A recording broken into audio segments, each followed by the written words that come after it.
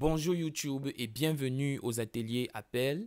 Ici, on parle d'entrepreneuriat, on parle de mindset, on parle de littérature et comme moi je suis écrivain et éditeur, aujourd'hui je vais vous montrer 6 façons pour développer votre compétence et devenir quelqu'un, un leader qui sait vendre et qui sait vendre dans tous les domaines. N'oubliez pas de vous abonner, de liker, de partager cette vidéo car nous allons développer des choses très intéressantes juste après le jingle.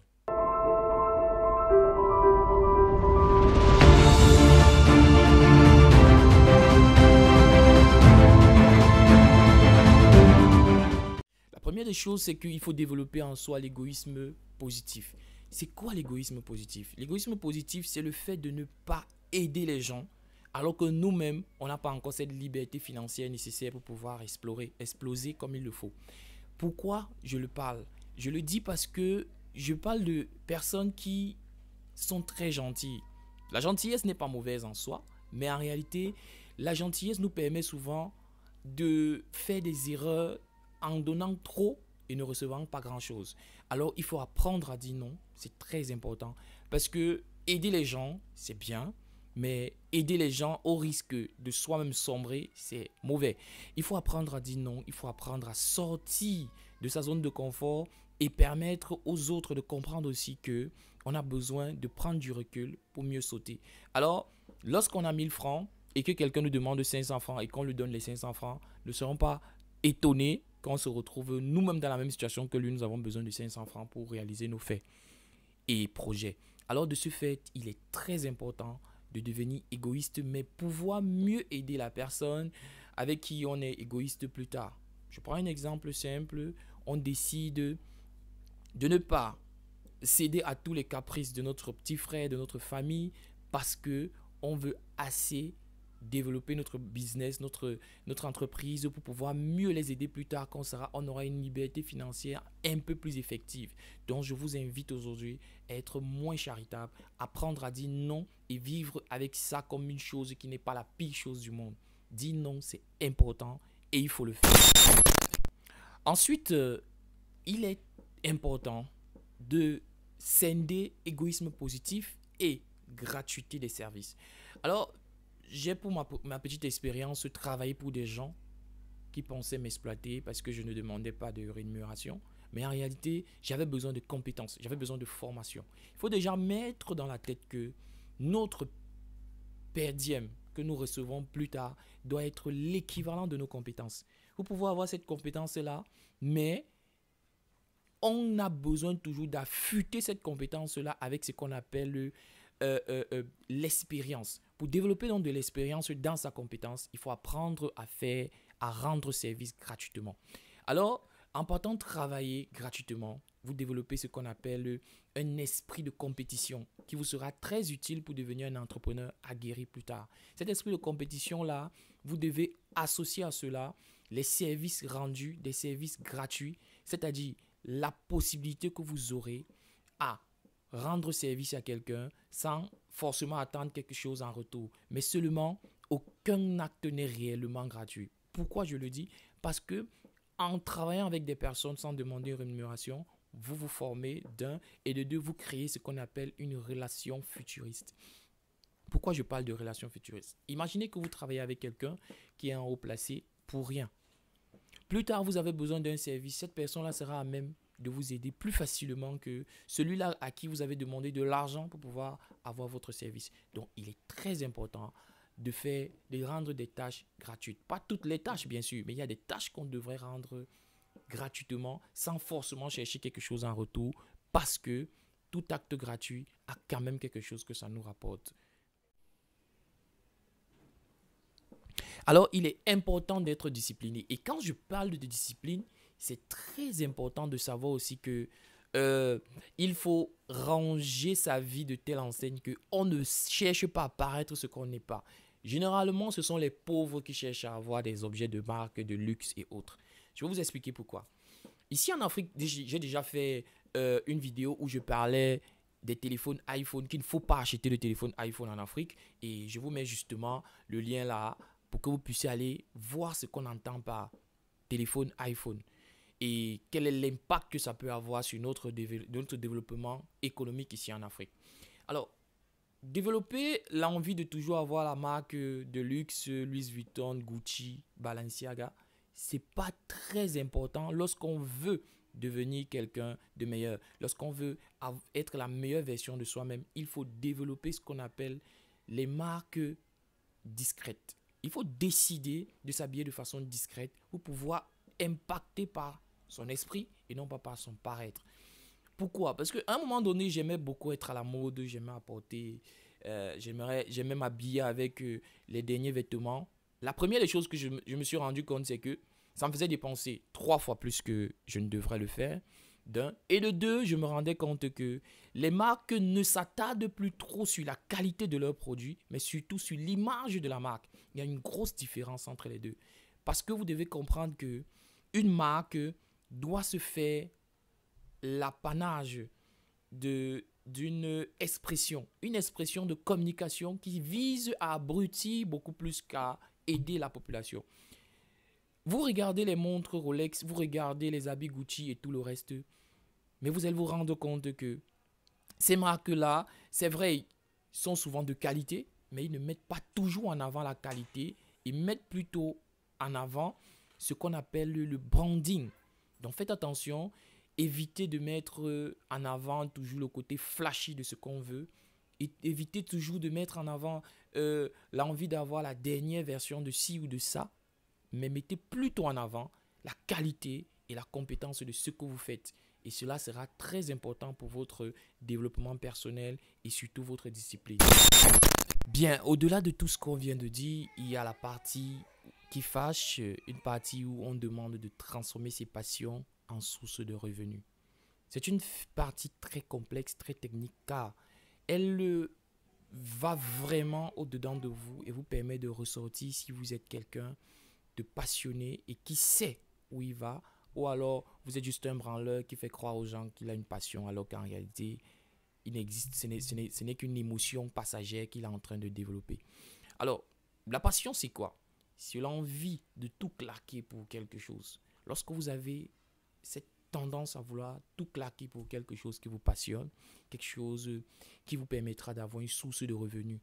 Mais développer sa passion n'exclut pas le fait que en à côté, on peut avoir d'autres sources de revenus. Parce que moi, par exemple, je suis éditeur, mais à côté de cela, je suis écrivain. À côté de cela, je développe des applications. À côté de cela, je fais du branding sur les appareils électroniques.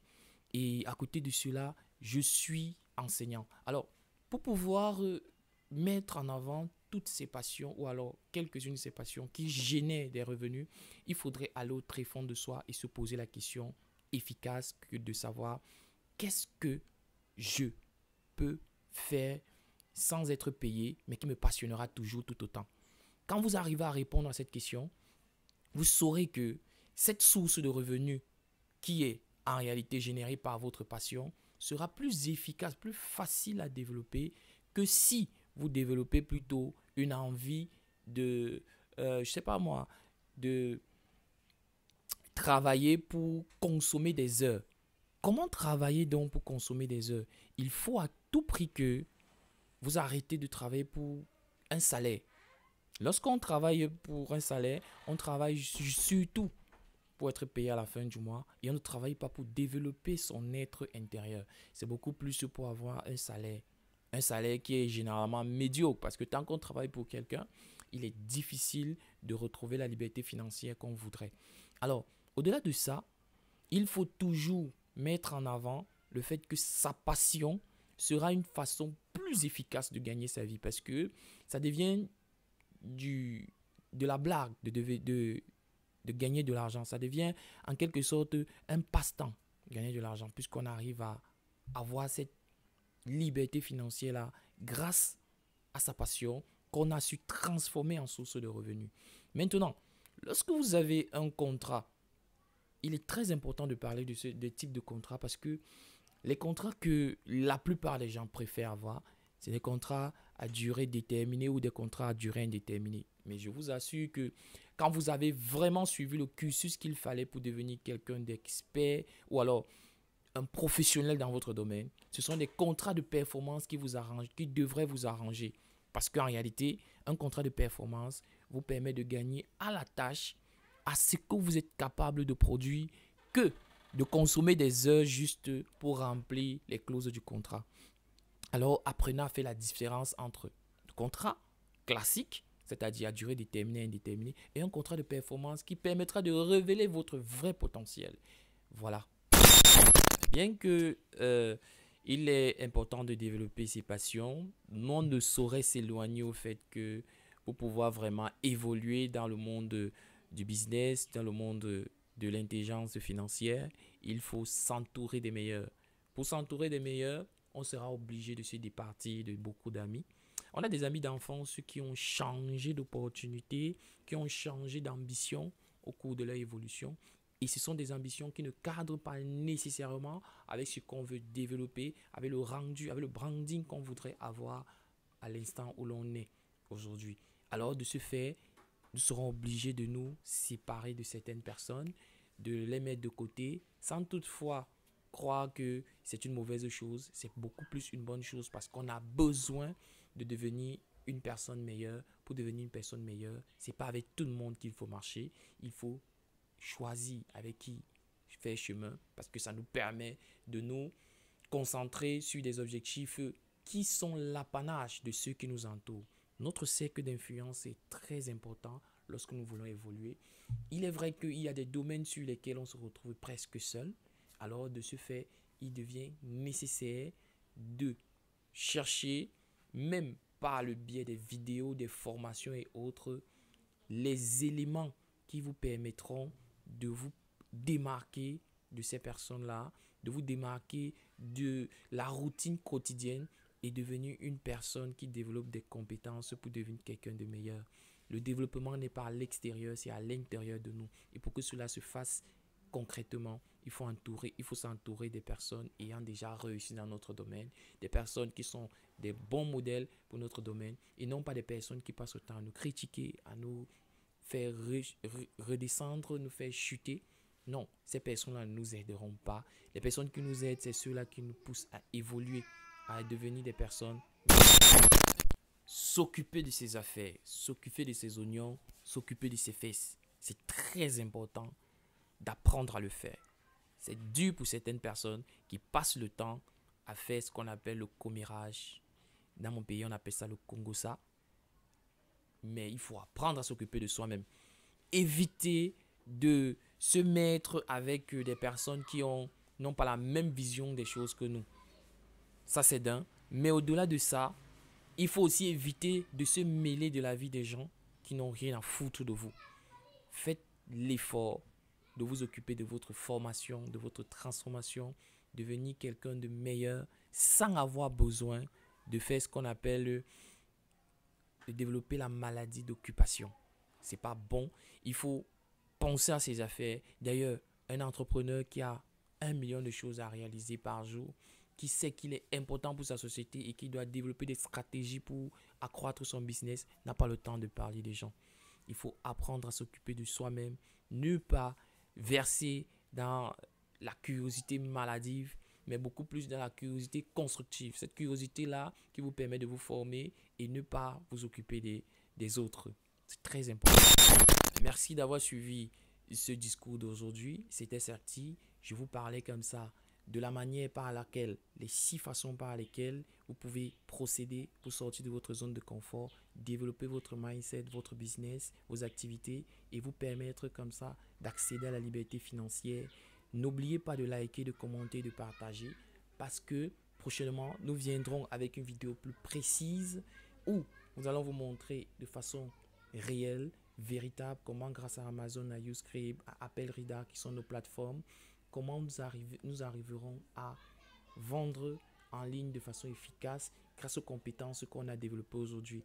Je vous retrouve non seulement très prochainement ici, mais aussi ailleurs.